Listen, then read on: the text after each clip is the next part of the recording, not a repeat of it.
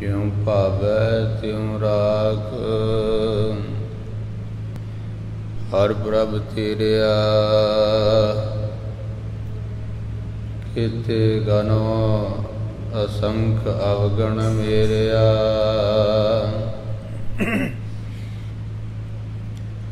असंख अवगण खते फेरे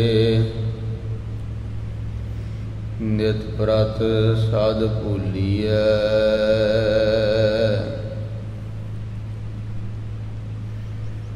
मोह मगन विकराल माया तो प्रसादी भूलिया। नूक करत विकार बिखड़े प्रभ नेरहू ते नेरिया।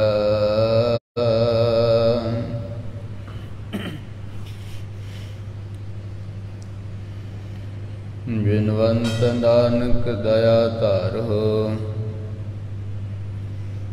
काढ़ भवजल फेरिया।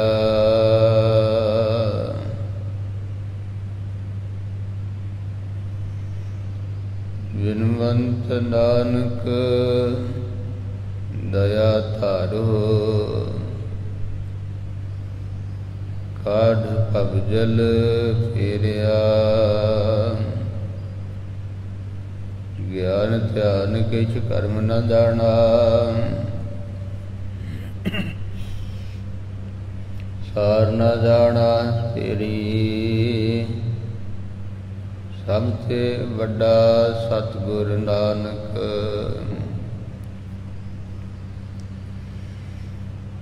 जिन कल राखी मेरी सबसे वड्डा सतगुर नानक। जिन कल राखी मेरी। सतनाम श्री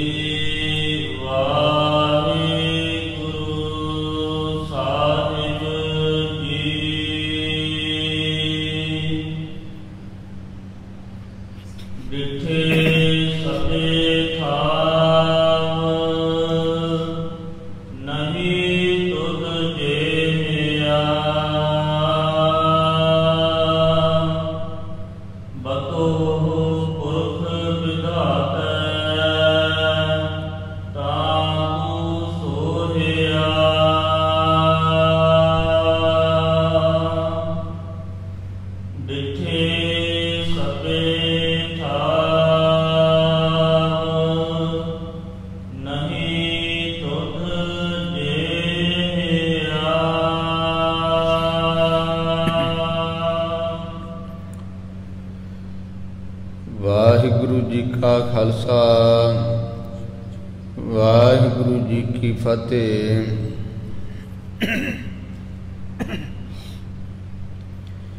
पतित पावन भगत वत्सल किरपा दी खजाने जुग जुग अटल। दसा ही पातशाहियां दी जागदी जोत।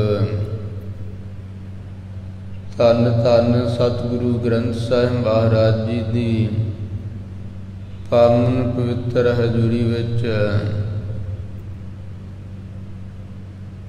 साहिब कमाल सतगुरु गोबिंद सिंह साहिब महाराज जी की चलाई हुई दमदमी टकसाल दे महापुरख श्रीमान संत बाबा ठाकुर सिंह साहिब जी के यादगारी अस्थान गुरुद्वारा अकाल दरबार गुरमत विद्याला दमदमी टकसाल सदरवाला विखे सतगुरु जी की अपार रहमत बख्शिश नाल अमृत वेले तो सुंदर दीवान सजे हन। सजे हुए दीवाना विच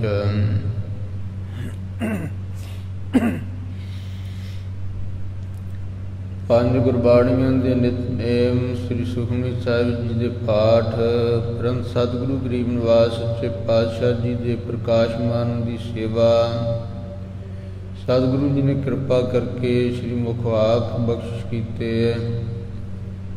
ਉਪਰੰਤ ਰਾਗੀ ਸਿੰਘਾਂ ਨੇ ਆਸਾ ਜੀ ਦੀ ਵਾਰ ਦਾ ਪਾਵਨ ਕੀਰਤਨ ਕੀਤਾ ਹੈ। ਵਡਭਾਗੀ ਸੰਗਤਾਂ ਨੇ, ਵੱਡੇ ਭਾਗਾਂ ਵਾਲੇ ਗੁਰਮੁਖਾਂ ਨੇ ਅੰਮ੍ਰਿਤ ਵੇਲੇ ਤੋਂ ਸਜੇ ਹੋਏ ਦੀਵਾਨਾਂ ਦੀਆਂ ਹਾਜ਼ਰੀਆਂ ਭਰ ਕੇ ਸਤਿਗੁਰੂ ਜੀ ਨੂੰ ਨਤਮਸਤਕ ਹੋ ਕਰਕੇ ਗਰੀਬ ਨਵਾਜ ਜੀ ਦੇ ਚਰਨ ਕਮਲਾਂ ਦੀ ਪਾਵਨ ਪਵਿੱਤਰ ਚਰਨ ਧੂੜੀ ਮਸਤਕ ਤੇ ਲਾ ਕੇ ਵਡਭਾਗੇ ਬਣੇ ਹਨ। ਆਓ ਗੁਰੂ ਪਿਆਰਿਓ, ਜਿੱਥੇ ਪਹਿਲਾਂ ਹਾਜ਼ਰੀਆਂ ਭਰ ਕੇ ਲਾਹਾ ਲਿਆ ਹੈ, ਆਓ ਹੁਣ ਅੰਮ੍ਰਿਤਮਈ ਗੁਰਬਾਣੀ ਦੀ ਲੜੀਵਾਰ ਕਥਾ ਸੁਣ ਕਰਕੇ ਹੋਰ ਵੀ ਲਾਹਾ ਖਟੀਏ। ਜਿੱਥੇ ਜਿੱਥੇ ਵੀ ਦੇਸ਼ ਵਿਦੇਸ਼ਾਂ ਦੇ ਵਿੱਚ ਇਹ ਪਾਵਨ ਕਥਾ ਸੋਸ਼ਲ ਮੀਡੀਆ ਰਾਹੀਂ ਇਹ ਗੁਰੂ ਦੀਆਂ ਸੰਗਤਾਂ ਸਰਵਣ ਕਰ ਰਹੀਆਂ ਹਨ। ਆਓ ਪਿਆਰਿਓ, ਬੜੇ ਪ੍ਰੇਮ ਦੇ ਨਾਲ ਸਤਿਗੁਰੂ ਸੱਚੇ ਪਾਤਸ਼ਾਹ ਜੀ ਨੇ ਜੋ ਇਹ ਪਾਵਨ ਬਾਣੀ ਵਿੱਚ ਸਾਨੂੰ ਸਾਡੇ ਉਧਾਰ ਹਿੱਤ ਇਹ ਪਾਵਨ ਉਪਦੇਸ਼ ਬਖਸ਼ਿਸ਼ ਕੀਤਾ ਹੈ, ਆਓ ਸਰਵਣ ਕਰਕੇ ਲਾਹਾ ਖਟੀਏ। ਜਿੱਥੇ ਸਭੇ ਥਾਨ ਨਹੀਂ ਤੁਧ ਜਿਹਾ।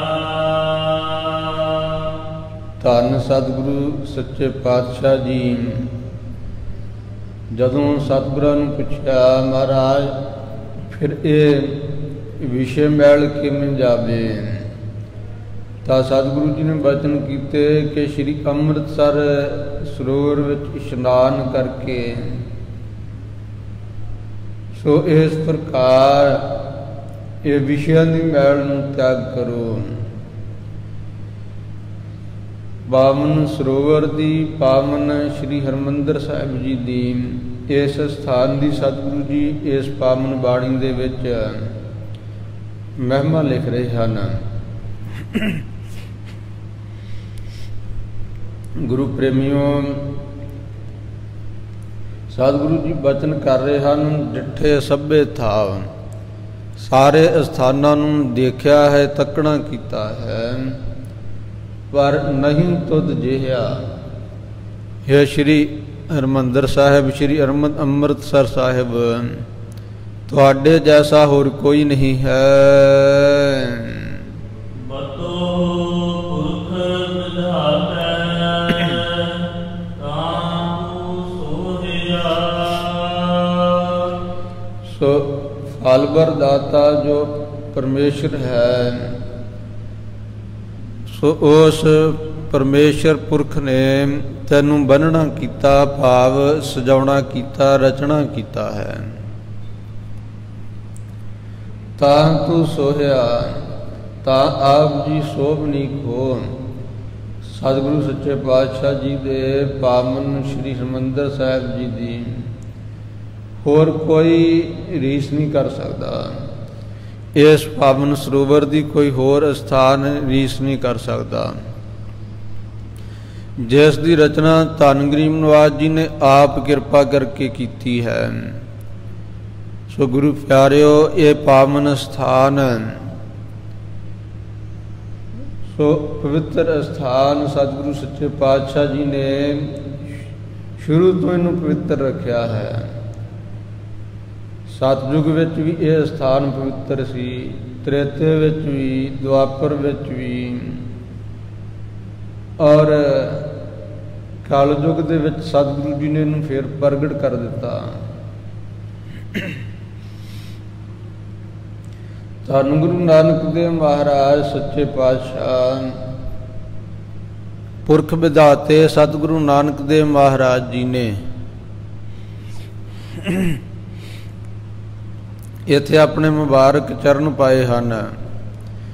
ਜਿਸ ਵੇਲੇ ਗੁਰਗੱਦੀ ਬਖਸ਼ਿਸ਼ ਕਰਕੇ ਧੰਨ ਗੁਰੂ ਅੰਗਦ ਦੇਵ ਮਹਾਰਾਜ ਜੀ ਨੂੰ ਧੰਨ ਗੁਰੂ ਨਾਨਕ ਦੇਵ ਮਹਾਰਾਜ ਜੀ ਨੇ ਸ੍ਰੀ ਖਡੂਰ ਸਾਹਿਬ ਭੇਜਿਆ ਔਰ ਵਚਨ ਕੀਤੇ ਕਿ ਉੱਥੇ ਤੁਸੀਂ ਹੁਣ ਜਾ ਕੇ ਸਜੋ। ਧੰਨ ਗਰੀਬ ਨਵਾਜ ਜੀ ਦੇ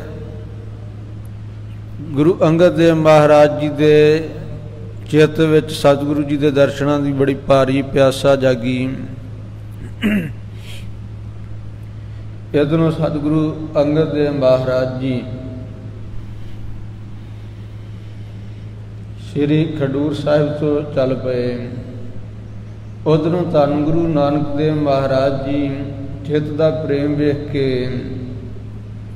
ਸ਼੍ਰੀ ਕਰਤਾਰਪੁਰ ਸਾਹਿਬ ਜੀ ਤੋਂ ਚੱਲ ਪਏ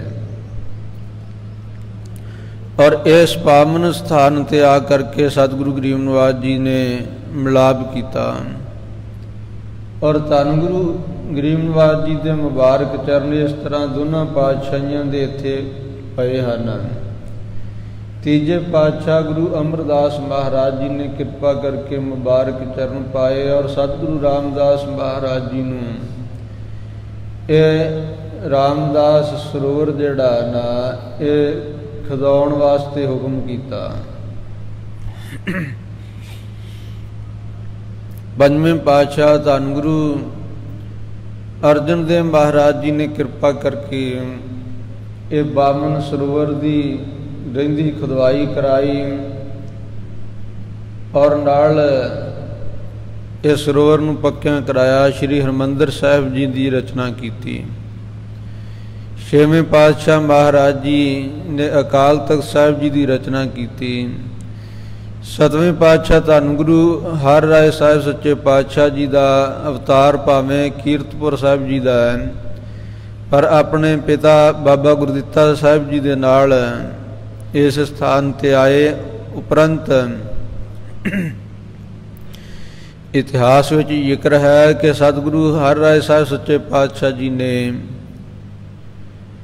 ਸੋ ਇੱਕ ਵਾਰ ਇੱਥੇ ਆਪਣੇ ਮੁਬਾਰਕ ਚਰਨ ਪਾਏ ਔਰ ਦੀਪਮਾਲਾ ਦਾ ਜੋ ਤਿਉਹਾਰ ਹੈ ਸ੍ਰੀ ਅੰਮ੍ਰਿਤਸਰ ਸਾਹਿਬ ਵਿਖੇ ਮਨਾਇਆ। ਬੜੀਆਂ ਭਾਰੀ ਫੇਰ ਇਸ ਸਥਾਨ ਤੇ ਰੌਣਕਾਂ ਲੱਗੀਆਂ।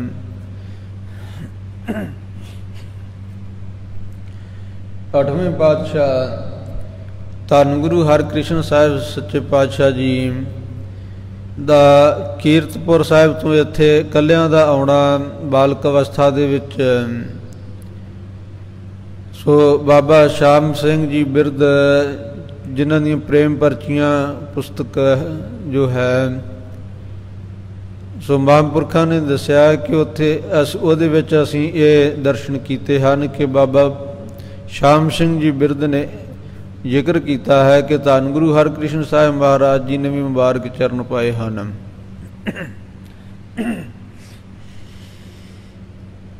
ਔਰ ਧੰਨ ਗੁਰੂ ਤੇਗ ਬਹਾਦਰ ਸਾਹਿਬ ਮਹਾਰਾਜ ਜੀ ਦਾ ਤਾਂ ਅਵਤਾਰ ਹੀ ਇੱਥੇ ਗੁਰੂ ਕੇ ਮਹਿਲ ਜੋ ਛੇਵੇਂ ਪਾਤਸ਼ਾਹ ਜੀ ਦੇ ਜਿੱਥੇ ਸਤਿਗੁਰੂ ਸੱਚੇ ਪਾਤਸ਼ਾਹ ਜੀ ਦਾ ਨਿਵਾਸ ਸਥਾਨ ਸੀ ਇੱਥੋਂ ਦਾ ਹੈ। ਇਸ ਤਰ੍ਹਾਂ 9 ਪਾਤਸ਼ਾਹੀਆਂ ਦੇ ਮੁਬਾਰਕ ਚਰਨ ਇਸ ਪਾਵਨ ਸਥਾਨ ਤੇ ਪਏ ਹਨ। ਗੁਰੂ ਪਿਆਰਿਓ,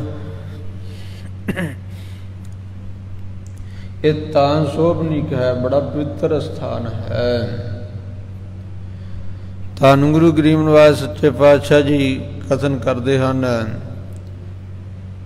ਕਿ ਬਦੋ ਪੁਰਖ ਵਿਦਾਤਾ।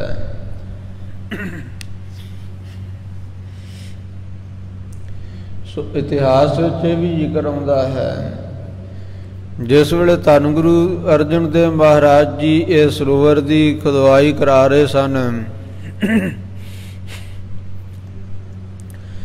ਜਿੱਥੇ ਹਰ ਕੀ ਪੌੜੀ ਅਸਥਾਨ ਹੈ, ਇਸ ਸਥਾਨ ਤੇ ਬਹੁਤ ਹੀ ਸਖਤ ਧਰਤੀ ਆਈ, ਮਿੱਟੀ ਆਈ, ਜੋ ਸੰਗਤਾਂ ਦੇ ਕੋਲੋਂ ਪੁੱਟਣ ਦੇ ਨਾਲ, ਜ਼ੋਰ ਲਾਉਣ ਦੇ ਨਾਲ ਵੀ ਪੁੱਟੀ ਨਾ ਗਈ। ਯਤਨ ਕਰ ਜਦੋਂ ਹਾਰੇ ਗੁਰੂ ਪਿਆਰਿਓ, ਉਸ ਵੇਲੇ ਪਰਮੇਸ਼ਰ ਨੇ ਆਪ ਹੀ ਫਿਰ ਇੱਕ ਪਾਸੇ ਧੰਨ ਗੁਰੂ ਅਰਜਨ ਦੇਵ ਮਹਾਰਾਜ ਰੂਪ ਹਨ ਔਰ ਪ੍ਰਤੱਖ ਹਰ ਸਤਿਗੁਰੂ ਅਰਜਨ ਦੇਵ ਮਹਾਰਾਜ ਜੀ ਇਹ ਸੇਵਾ ਕਰਾ ਰਹੇ ਹਨ। ਦੂਜਾ ਸਰੂਪ ਆਪ ਹੀ ਤੁਹਾਨੂੰ ਪਰਮੇਸ਼ਰ ਜੀ ਨੇ ਸਰਗੁਣ ਰੂਪ ਧਾਰਨ ਕਰਕੇ ਨਾਲ ਸਾਰੇ ਭਗਤਾਂ ਨੂੰ, ਜੋ ਸ਼ਲੋਕ ਮੁਕਤੀ ਵਾਲੇ ਭਗਤ ਸਰੂਪ ਮੁਕਤੀ ਵਾਲੇ ਸਮੀਪ ਸਾਜੁਜ ਸਾਰੇ ਭਗਤਾਂ ਨੂੰ ਨਾਲ ਲੈ ਕੇ ਜਿੰਨੇ ਵੀ ਦੇਵਤੇ ਹਨ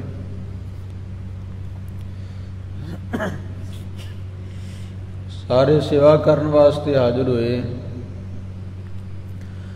ਔਰ ਹਰ ਜੀ ਨੇ ਪਰਮੇਸ਼ਰ ਜੀ ਨੇ ਆਪਣੇ ਹੱਥ ਵਿੱਚ ਗੈਂਤੀ ਲੈ ਕੇ ਕਹੀ ਲੈ ਕਰਕੇ ਉਹ ਜੋ ਸਖਤ ਮਿੱਟੀ ਸੀ ਉਸ ਨੂੰ ਪੁੱਟਣਾ ਕੀਤਾ ਔਰ ਆਪਣੇ ਸੀਸ ਤੇ ਉਠਾ ਕੇ ਬਾਹਰ ਸੁੱਟੀ। ਇਸ ਤਰ੍ਹਾਂ ਇਹ ਹਰ ਕੀ ਪੌੜੀ ਉਸ ਸਥਾਨ ਦਾ ਨਾਮ ਬਣਿਆ। ਉੱਥੇ ਸਤਿਗੁਰੂ ਜੀ ਨੇ ਪੌੜੀਆਂ ਉਤਾਰੀਆਂ ਤਾਂ ਉਹ ਹਰ ਕੀ ਪੌੜੀ ਹਰੀ ਅਕਾਲ ਪੁਰਖ ਦੇ ਉਹ ਸਥਾਨ ਤੇ ਆਪ ਜੋ ਸੇਵਾ ਕਰਨ ਤੋਂ ਉਹਦਾ ਨਾਮ ਪਿਆ।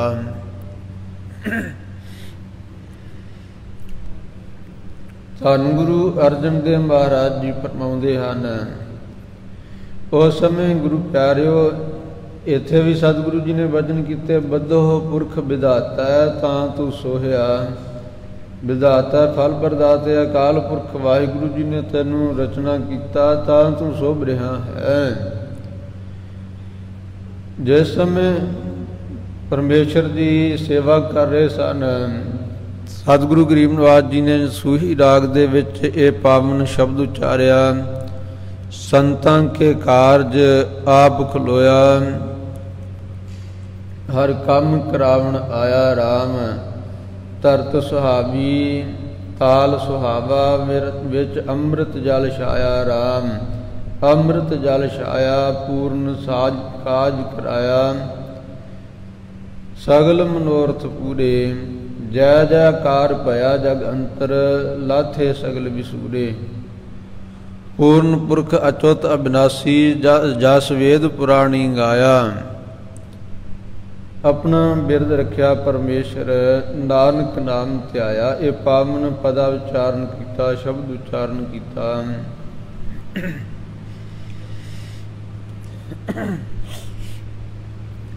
ਇਸ ਤਰ੍ਹਾਂ ਗੁਰੂ ਕੇ ਪਿਆਰਿਓ, ਧੰਨ ਗੁਰੂ ਗਰੀਬ ਨਿਵਾਸ ਸੱਚੇ ਪਾਤਸ਼ਾਹ ਜੀ ਨੇ ਇਹ ਪਾਵਨ ਬਚਨ ਲਿਖੇ ਆ ਕਿ ਆਪ ਪਰਮੇਸ਼ਰ ਜੀ ਨੇ ਇਸ ਸਥਾਨ ਨੂੰ ਭਾਗ ਲਏ ਹਨ ਤਾਂ ਇਹ ਸ਼ੋਭ ਰਿਹਾ ਹੈ। ਵਸਦੀ ਸਗਨ ਅਪਾਰ, ਅਨੂਪ ਰਾਮਦਾਸ ਪੁਰ। ਪਰ ਇਸ ਸਥਾਨ ਦੇ ਉੱਪਰ ਸੋ ਇਸ ਨਗਰ ਦੇ ਵਿੱਚ ਸੰਘਣੀ ਘੁੱਗ ਵਸਦੀ ਵਸੋਂ ਹੈ। ਅਨੂਪ ਉਪਮਾ ਤੋਂ ਰਹਿਤ ਧੰਨ ਗੁਰੂ ਰਾਮਦਾਸ ਮਹਾਰਾਜ ਜੀ ਦੇ ਇਸ ਨਗਰ ਦੇ ਵਿੱਚ ਇਸ ਪਾਵਨ ਸਥਾਨ ਦਾ ਨਾਮ ਧੰਨ ਗੁਰੂ ਗਰੀਬ ਨਿਵਾਸ ਸੱਚੇ ਪਾਤਸ਼ਾਹ ਜੀ ਨੇ ਪਹਿਲਾਂ ਚੱਕ ਰਾਮਦਾਸਪੁਰ। ਸੋ ਇਸ ਪ੍ਰਕਾਰ ਸਤਿਗੁਰੂ ਜੀ ਨੇ ਰੱਖਣਾ ਕੀਤਾ ਸੀ। ਔਰ ਅੰਮ੍ਰਿਤ ਸਰੋਵਰ ਤੋਂ ਫਿਰ ਅੰਮ੍ਰਿਤਸਰ ਇਸ ਦਾ ਨਾਮ ਸੋ ਤਬਦੀਲ ਹੋਇਆ ਹੈ। ਔਰ ਧੰਨ ਗੁਰੂ ਗਰੀਬ ਨਿਵਾਸ ਜੀ ਨੇ ਪਾਵਨ ਬਾਣੀ ਦੇ ਵਿੱਚ ਰਾਮਦਾਸ ਸਰ, ਰਾਮਦਾਸਪੁਰ ਇਸ ਪ੍ਰਕਾਰ ਇਹ ਬਚਨ ਅੱਖਰ ਵਰਤੇ ਹਨ। ਜਿਵੇਂ ਸੋ ਧੰਨ ਸਤਿਗੁਰੂ ਸੱਚੇ ਪਾਤਸ਼ਾਹ ਜੀ ਨੇ ਇਹ ਬਚਨ ਲਿਖੇ ਹਨ। ਸੋ ਅਨੂਪ ਰਾਮਦਾਸਪੁਰ ਉਪਮਾ ਤੋਂ ਰਹਿਤ, ਜੋ ਇਹ ਧੰਨ ਗੁਰੂ ਰਾਮਦਾਸ ਮਹਾਰਾਜ ਜੀ ਦੀ ਨਗਰੀ ਅਨਪੁਰ ਹੈ, ਸ਼ਹਿਰ ਹੈ। ਇਹਦੇ ਵਿੱਚ ਬਹੁਤ ਘੁੱਗ ਵਸਦੀ ਵਸੋਂ ਹੈ। ਗੁਰੂ ਪਿਆਰਿਓ, ਇੱਕ ਸੰਤ ਹੋਇਆ ਗੁਰਮੁਖ ਪਿਆਰੇ ਭਾਈ ਬਲਬੀਰ ਸਿੰਘ, ਸੰਤ ਬਲਬੀਰ ਸਿੰਘ ਜੀ। ਸੋ ਅੱਜ ਤੋਂ ਕੋਈ 20 ਸਾਲ ਪਹਿਲਾਂ ਸੋ ਉਹਨਾਂ ਦੇ ਨਾਲ ਮਿਲਾਪ ਹੋਇਆ ਸੀ। ਬਚਨ ਬਿਲਾਸ ਇਸ ਤਰ੍ਹਾਂ ਕਰਨ ਲੱਗ ਪਏ। ਦੱਸਦੇ ਸਨ ਕਿ ਜਿਸ ਵੇਲੇ ਸੰਤ ਅਮੀਰ ਸਿੰਘ ਜੀ ਮਹਾਂਪੁਰਖ ਹੋਏ ਹਨ, ਉਹਨਾਂ ਦੇ ਕੋਲ ਸੋ ਬਾਬਾ ਅਵਤਾਰ ਸਿੰਘ ਜੀ ਇੱਕ ਗੁਰਮੁਖ ਪਿਆਰੇ ਹੋਏ ਆ, ਬੜੇ ਬੰਦਗੀ ਵਾਲੇ ਔਰ ਇਸੇ ਤਰ੍ਹਾਂ ਬਹੁਤ ਵਿਦਵਾਨ ਸਨ। ਬਾਬਾ ਅਵਤਾਰ ਸਿੰਘ ਜੀ ਧੂਲਕੋਟ ਵਾਲੇ, ਸ਼ਾਇਦ ਦਾਸ ਨੂੰ ਨਾ ਵਿਸਰੇ।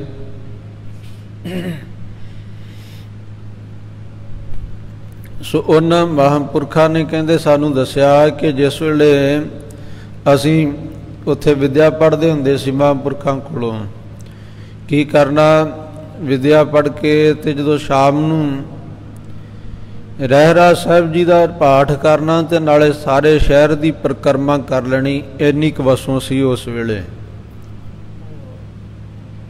ਸ਼੍ਰੀ ਅੰਮ੍ਰਿਤਸਰ ਸਾਹਿਬ ਜੀ ਦੀ। ਪਰ ਅੱਜ ਵੇਖੀਏ ਤਾਂ ਰਹਿਰਾਸ ਸਾਹਿਬ ਜੀ ਦਾ ਪਾਠ ਕਰਦਿਆਂ ਭਾਵੇਂ ਕੋਈ ਮੋਟਰ ਤੇ, ਗੱਡੀ ਤੇ, ਕਾਰ ਤੇ ਵੀ ਕੋਈ ਪਰਿਕਰਮਾ ਕਰਨੀ ਚਾਹੇ ਤਾਂ ਨਹੀਂ ਕਰ ਸਕਦਾ, ਇੰਨੀ ਵਸੋਂ ਹੈ। ਸਤਿਗੁਰੂ ਸੱਚੇ ਪਾਤਸ਼ਾਹ ਜੀ ਨੇ ਇਹ ਵਚਨ ਕੀਤੇ ਆ ਨਾ ਵੀ ਕਿ ਵਸ ਦੀ ਸਗਨ, ਇੱਥੇ ਵਸੋਂ ਜਿਹੜੀ ਹੈ ਸੰਘਣੀ ਵਸ ਰਹੀ ਹੈ, ਬੜੀ ਭਾਰੀ ਵਸੋਂ ਹੈ। ਸੋ ਇਸ ਪ੍ਰਕਾਰ ਧੰਨ ਗੁਰੂ ਗਰੀਬ ਨਿਵਾਸ ਜੀ ਬਖਸ਼ਿਸ਼ ਕਰ ਰਹੇ ਹਨ।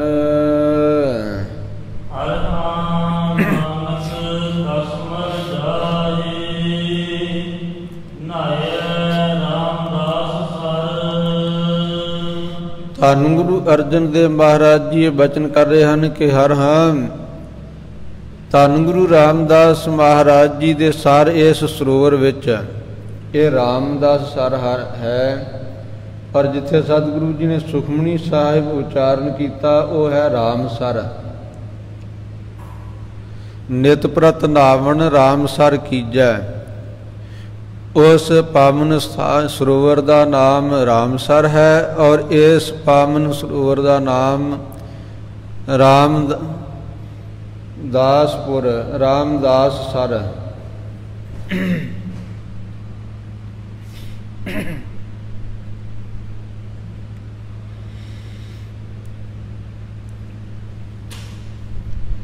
ਸੋ ਸਤਿਗੁਰੂ ਸੱਚੇ ਪਾਤਸ਼ਾਹ ਜੀ ਨੇ ਇਹ ਬਚਨ ਕੀਤੇ ਕਿ ਇਹਦੇ ਵਿੱਚ ਇਸ਼ਨਾਨ ਕਰਨ ਨਾਲ ਸਾਰੇ ਪਾਪ ਲੱਥ ਜਾਂਦੇ ਹਨ, ਕਿਉਂਕਿ ਨਾਮ ਦਾ ਮਹਾਤਮ ਹੈ। ਔਰ ਜਿੱਥੇ ਨਾਮ ਜਪਿਆ ਜਾਵੇ ਉਹ ਧਰਤੀ ਪਵਿੱਤਰ ਹੋ ਜਾਂਦੀ ਹੈ। ਜਿੱਥੇ ਬੈਸਨ ਸਾਧ ਜਨ ਸੋ ਥਾਨ ਸੁਹੰਦਾ, ਓਏ ਸੇਵਨ ਸਮ੍ਰਿਥ ਆਪਣਾ ਬਿਨਸੇ ਸਭ ਮੰਦਾ। ਧਰਤ ਪੁਨੀਤ ਭਈ ਗੁਣ ਗਾਏ, ਉਹ ਧਰਤੀ ਵੀ ਪਵਿੱਤਰ ਹੋ ਜਾਂਦੀ ਹੈ। ਸੋ ਜਿੱਥੇ ਗੁਣ ਗਾਏ ਜਾਣ ਪਰਮੇਸ਼ਰ ਦੇ, ਸੈਂਕੜੇ ਸਾਲਾਂ ਉਹ ਧਰਤੀ ਤੋਂ ਉਹ ਜਿਹੜੀ ਹੈ ਨਾ ਨਾਮ ਦੀ ਸੁਗੰਧੀ ਜਾਂ ਨਾਮ ਦੀ ਬਰਕਤ ਉੱਥੇ ਵਸਦੀ ਹੈ। ਔਰ ਜਿਹੜਾ ਵੀ ਉਸ ਪਵਿੱਤਰ ਧਰਤੀ ਤੇ ਬੈਠ ਕੇ ਗੁਣ ਗਾਉਂਦਾ ਉਹਨੂੰ ਬਹੁਤ ਭਾਰੀ ਲਾਭ ਪ੍ਰਾਪਤ ਹੁੰਦਾ। ਸੰਤ ਗਿਆਨੀ ਕਰਤਾਰ ਸਿੰਘ ਜੀ ਖਾਲਸਾ ਮਹਾਂਪੁਰਖ ਪਿੰਡਰਾਂ ਵਾਲੇ ਦਮਦਮੀ ਟਕਸਾਲ ਦੇ 13ਵੇਂ ਮੁਖੀ ਮਹਾਂਪੁਰਖਾਂ ਦੇ ਬਚਨ ਕਿ ਜੋ ਸਤਿਗੁਰੂ ਸੱਚੇ ਪਾਤਸ਼ਾਹ ਜੀ ਦੇ ਇਹੋ ਜਿਹੇ ਪਾਵਨ ਸਥਾਨ ਹੈ ਜਿੱਥੇ ਸਤਿਗੁਰਾਂ ਨੇ ਆਪ ਬੈਠ ਕੇ ਬੰਦਗੀ ਕੀਤੀ ਹੈ, ਆਪ ਆਪਣੇ ਪਾਵਨ ਮੁਬਾਰਕ ਚਰਨ ਪਾ ਕਰਕੇ ਉਹ ਧਰਤੀ ਨੂੰ ਪਵਿੱਤਰ ਕੀਤਾ। ਜਿਵੇਂ ਸ਼੍ਰੀ ਹਰਿਮੰਦਰ ਸਾਹਿਬ ਹੈ, ਤਖਤ ਸ੍ਰੀ ਹਜ਼ੂਰ ਸਾਹਿਬ। ਸੋ ਇਹ ਪਾਵਨ ਸਥਾਨਾਂ ਦੇ ਜੋ ਜਾ ਕਰਕੇ ਬਾਣੀ ਪੜ੍ਹਨ ਦਾ 70 ਗੁਣਾ ਵੱਧ ਫਲ ਮਿਲਦਾ ਹੈ। ਇਸ ਪ੍ਰਕਾਰ ਮਹਾਂਪੁਰਖਾਂ ਨੇ ਬਚਨ ਕੀਤੇ ਹਨ। ਗੁਰੂ ਪਿਆਰਿਓ, ਧੰਨ ਗਰੀਬ ਨਿਵਾਸ ਸੱਚੇ ਪਾਤਸ਼ਾਹ ਜੀ ਪਾਵਨ ਬਾਣੀ ਵਿੱਚ ਉਚਾਰ ਰਹੇ ਹਨ ਕਿ ਇਸ ਅਸਥਾਨ ਵਿੱਚ ਜਿਹੜਾ ਵੀ ਆ ਕੇ ਸਰੋਵਰ ਵਿੱਚ ਨਹਾਵੇਗਾ, ਰਾਮਦਾਸ ਸਰੋਵਰ ਨਹਾਤੇ ਸਭ ਉਤਰੇ ਪਾਪ ਕਮਾਤੇ, ਨਿਰਮਲ ਹੋਏ ਕਰ ਇਸਨਾਨਾ, ਗੁਰ ਪੂਰੇ ਕੀਨੇ ਦਾਨਾ। ਰਾਮਦਾਸ ਸਰੋਵਰ ਵਿੱਚ ਇਸ਼ਨਾਨ ਕਰਨ ਨਾਲ ਸਾਰੇ ਪਾਪ ਦੂਰ ਹੋ ਜਾਂਦੇ ਆ। ਸਤਿਗੁਰੂ ਜੀ ਨੇ ਇਹ ਸਰੋਵਰ ਨੂੰ ਪ੍ਰਗਟ ਵੀ ਇਸੇ ਤਰ੍ਹਾਂ ਹੀ ਕੀਤਾ। ਪਹਿਲਾਂ ਇਹਦੀ ਮਹਿਮਾ ਪ੍ਰਗਟ ਕੀਤੀ।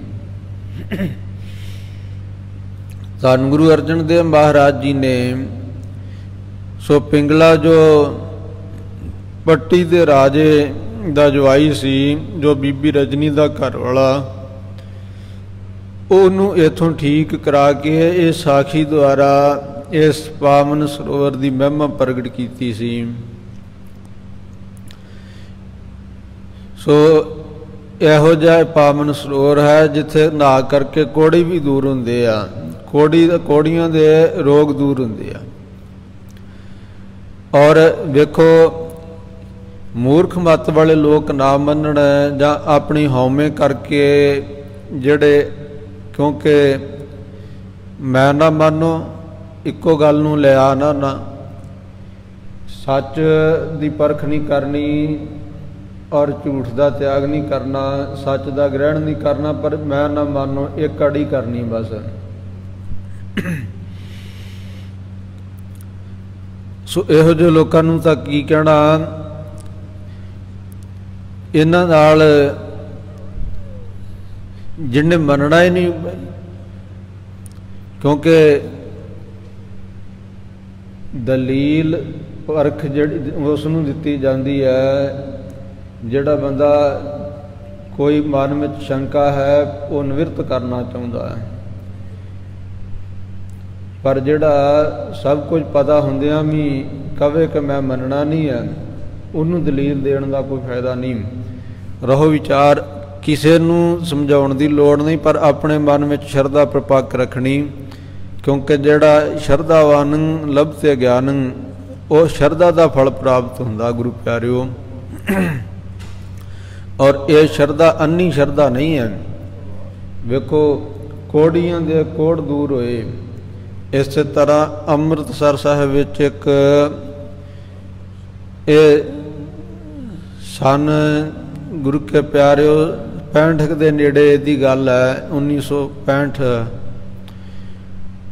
ਇੱਕ ਅੰਮ੍ਰਿਤਸਰ ਸਾਹਿਬ ਦੇ ਵਿੱਚ ਆਦਮੀ ਰਹਿੰਦਾ ਸੀ, ਮਾਇਆ ਬਹੁਤ ਹੋਣ ਕਰਕੇ, ਸੋ ਨਸ਼ੇ ਆਦਿ ਕਰਨ ਕਰਕੇ, ਕੁਕਰਮ ਕਰਨ ਕਰਕੇ ਉਹਨੂੰ ਕੋੜ ਹੋ ਗਿਆ।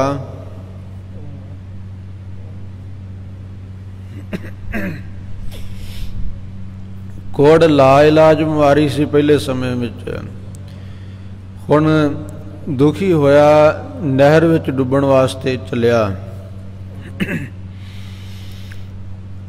ਗੁਰੂ ਪ੍ਰੇਮੀਓ,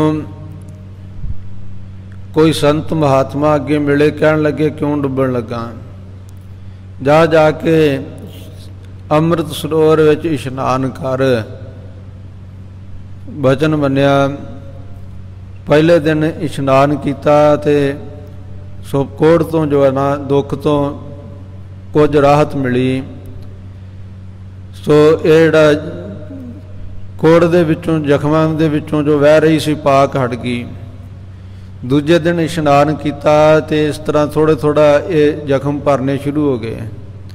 ਤੀਜੇ ਦਿਨ ਉੱਤੇ, ਦੂਜੇ ਦਿਨ ਖਰੂੰਡ ਆਉਣੇ ਸ਼ੁਰੂ ਹੋ ਗਏ। ਤੀਜੇ ਦਿਨ ਸੋ ਇਸੇ ਤਰ੍ਹਾਂ ਹੀ ਉਹ ਜਿਹੜੇ ਜ਼ਖਮ ਹੋਰ ਫਰਕ ਪੈ ਗਿਆ। ਇਸ ਤਰ੍ਹਾਂ ਇਸ਼ਨਾਨ ਕਰਕੇ ਤੇ ਉਹਦਾ ਸਾਰਾ ਸਰੀਰ 9/9 ਹੋ ਗਿਆ। ਗੁਰੂ ਪਿਆਰਿਓ, ਕਈਆਂ ਦੇ ਮਨ 'ਚ ਖਿਆਲ ਹੁੰਦਾ ਕਿ ਸ਼ਾਇਦ ਕਿਤੇ ਸੋ ਝੂਠ ਹੀ ਨਾ, ਗਾਪੀ ਨਾ ਸੁਣਾ ਦੇਣ। ਕਿਹੜਾ ਕਿਸੇ ਨੇ ਵੇਖਿਆ 1965 ਦੇ ਵਿੱਚ? ਆ ਥੋੜ੍ਹੇ ਸਮੇਂ ਦੀ ਗੱਲ ਹੈ। ਜੋ ਨਾਸਾ ਦਾ ਵਿਗਿਆਨੀ, ਵੇਖੋ ਦੁਨੀਆ ਦੇ ਵਿੱਚ ਸਭ ਤੋਂ ਵੱਡੀ ਇਹ ਜੇ ਕਹੀਏ ਤਾਂ ਇੱਕ ਪੁੜਾਲ ਖੋਜ ਕੇਂਦਰ ਹੈ, ਔਰ ਵੱਡੇ ਵਿਗਿਆਨੀ ਇੱਥੇ ਰਹਿੰਦੇ ਆ। ਪਰ ਉਹ ਵਾਸੂਦੇਵ ਭਾਰਦਵਾਜ ਜਿਹੜਾ, ਉਹਨੂੰ ਇਹ ਕੈਂਸਰ ਦੀ ਬਿਮਾਰੀ ਸੀ। ਇਹ ਵੀ ਲਾ ਇਲਾਜ, ਹੱਡਾਂ ਦੇ ਵਿੱਚ ਕੈਂਸਰ ਰਚ ਚੁੱਕੀ ਸੀ, ਔਰ ਸਾਰੇ ਪਾਸਿਓਂ ਜਦੋਂ ਨਾ ਹੋ ਗਈ, ਇੱਕ ਗੁਰਸਿੱਖ ਦੇ ਮਿਲਾਪ ਦੇ ਨਾਲ ਉਹਦੇ ਕਹਿਣ 'ਤੇ ਇੱਥੇ ਪਹੁੰਚੇ। ਸ਼੍ਰੀ ਹਰਿਮੰਦਰ ਸਾਹਿਬ ਦੇ ਆ ਕੇ ਦਰਸ਼ਨ ਦੀਦਾਰ ਕੀਤੇ। ਔਰ ਗੁਰੂ ਪਿਆਰਿਓ, ਪਾਵਨ ਸ਼੍ਰੀ ਅਖੰਡ ਪਾਠ ਸਾਹਿਬ ਜੀ ਦਾ ਪ੍ਰਵਾਹ ਚਲਾਇਆ। ਜਦੋਂ ਸੁਖਮਨੀ ਸਾਹਿਬ ਤੱਕ ਬਾਣੀ ਆਈ, ਇਹਨੂੰ ਚੁੱਕ ਕੇ ਲੈ ਕੇ ਆਏ ਸੀ ਵਾਸੂਦੇਵ ਨੂੰ। और लम्मे पै के बाणी सुन रहा सी। कहन लगे कि मेरे शरीर दे विच गुरु ग्रंथ साहिब जी दे विचों निकल करके किरणां जिहड़ियां ना किरणां मेरे प्रवेश होणियां शुरू हो गईयां और मैनू मेरे शरीर दे विच चेतनता आउणी शुरू हो गई। जिहड़ा मिट्टी होया पिया सी क्योंकि कैंसर हड्डां विच रचिया सी। यह सब तो अखीरली स्टेज है, इस तो अगे मौत ही है, इसदा कोई इलाज नहीं। मिट्टी होया शरीर फिर जिहड़ा ना गुरु प्रेमियों वो दोबारा उहदे विच चेतनता आउणी शुरू हो गई और वो सतगुरु जी की कृपा दे नाल 9 बरनों हो गया। उस नूं सो ज्ञानी मस्कीन सिंह जो संत सिंह मस्कीन जी ने टैलीविजन ते भी बुलाया कि किसी नूं भुलेखा ना रह जाए, भावें नहीं सी चाहुंदा बोलना, पर महिमा जो है ना किसी नूं कई निंदक जिहड़े अजे भी तर्कां करदे उन्हां दे तर्कां दा जवाब देण वास्ते सो टैलीविजन ते बुलाया ज्ञानी संत मस्कीन सिंह जी ने। संत सिंह मस्कीन जी ने रहो विचार कहण तो भाव यह है कि होर ये तां एक दो उदाहरणां दित्तियां हन, पर बेअंत संगतां बहुत गुरु के प्यारे हन जिन्हां नूं इत्थे इशनान करके इत्थे सेवा करके लाहा प्राप्त होया और लाहा प्राप्त कर रहे हैं। क्योंकि खोजी उपजै बादी बिनस है, जिहड़े खोज करन वाले वो लाहा प्राप्त कर लेंदे, उपज जाते हैं, उभर जाते, बच जाते हैं। जिहड़े झगड़ा करन वाले तर्कां करन वाले आ, मूर्ख मत वाले आ, उन्हां दा सतगुरु जी की बाणी का वचन है नाश हुंदा। क्योंकि झगड़ियां विच तर्कां दे विच सो लाभ नहीं प्राप्त हुंदा। जिन्हें सो धर्म के मार्ग से चलना उन्होंने ये तर्कां छड्डणियां पैणगियां। शरधा धार के जो सतगुरु जी ने बचन कहे उन्होंने चलना पवेगा। सारे पासों अखां हटा के इधर निगाह लाउणी पवेगी, टिकाउणी पवेगी। धन गुरु गरीब निवास जी बख्शिश कर रहे हैं कि इस पावन सरोवर दे विच इशनान करके सारे ही कसमल नाश हो जाते हैं, पाप नाश हो जाते। इस तरह इस पावन शब्द का दूजा अर्थ सरवण करिए।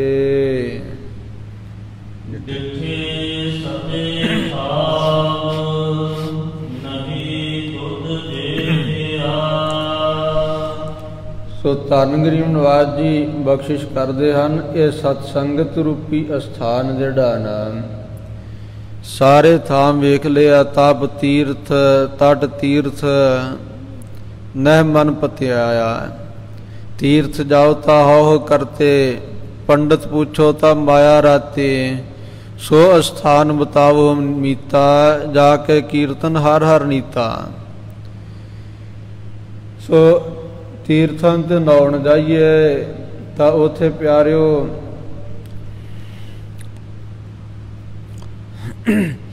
ਜਿਹੜੇ ਨਹਾਉਂਦੇ ਆ ਨਾ ਜਾ ਕਰਕੇ ਕੱਲਾ ਪਾਣੀ 'ਚ, ਸੋ ਸਤਿਗੁਰੂ ਸੱਚੇ ਪਾਤਸ਼ਾਹ ਜੀ ਫਰਮਾਉਂਦੇ ਹਨ ਤੇ ਉਹ ਹਉਮੈ ਵਧਾਉਂਦੇ ਆ ਕਿ ਮੈਂ ਇੰਨੀ ਵਾਰੀ ਨਹਾਇਆ, ਮੈਂ ਇੰਨੇ ਜਾ ਕੇ ਇਸ਼ਨਾਨ ਕਰ ਰਿਹਾ, ਪਰ ਗ੍ਰਹਿਣ ਨਹੀਂ ਕਰਦੇ ਸ਼ਬਦ ਦੇ ਇਸ਼ਨਾਨ ਨੂੰ। क्योंकि जिथे शरीर दे विच शरीर दा इशनान जल दे नाल करना, एक ते कल्ला इशनान करना पानी नाल मैल लाउण वास्ते, एक ये संकल्प करना कि मेरे पाप लथ जाण। उथे मन दे इशनान वास्ते शब्द जिहड़ा ना शब्द विच इशनान जरूरी है। मन दे नहाउण लई सतगुरु जी ने शब्द का तीर्थ रचिया। तीर्थ नामन जाओ, तीर्थ नाम है। तीर्थ सो नाम है, सतगुरु सच्चे पातशाह जी का नाम ही तीर्थ है। और ये ਅੰਮ੍ਰਿਤਸਰ ਸਾਹਿਬ जी की जो महिमा है ये भी इसे करके है कि नाम का तीर्थ है। इत्थे 24 घंटे परमेश्वर का नाम उच्चारण हुंदा। ਅੰਮ੍ਰਿਤ ਵੇਲੇ तो कवाड़ खुल जाते आ, कीर्तन हुंदा, सारी दिहाड़ी कीर्तन चलता रहिंदा है। पहर रात गई तक कीर्तन तो जो समाप्ति हुंदी है फिर संगतां सेवा च लग जांदियां और वाहिगुरू वाहिगुरू जपी जाते। पावन बाणी दे अखंड पाठ साहिब अनेकां ही चली जाते आ। बेअंत संगतां उत्थे सेवा करदियां इशनान दी। होर वो सारे ही सतनाम वाहिगुरू वाहिगुरू वाहिगुरू का जाप करते हैं। इस तरह ये तीर्थ जड़ा नाम का तीर्थ है।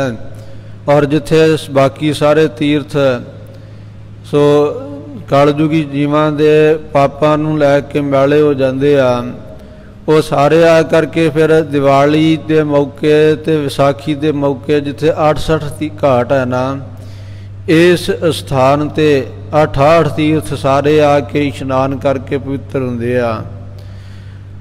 धन गुरु गरीब निवाज सच्चे पातशाह जी कृपा करते हैं। इस तरह बिताते पुरख धन गुरु नानक देव महाराज जी ने सतसंगत की रचना की है, जिस विच आ करके सारे ही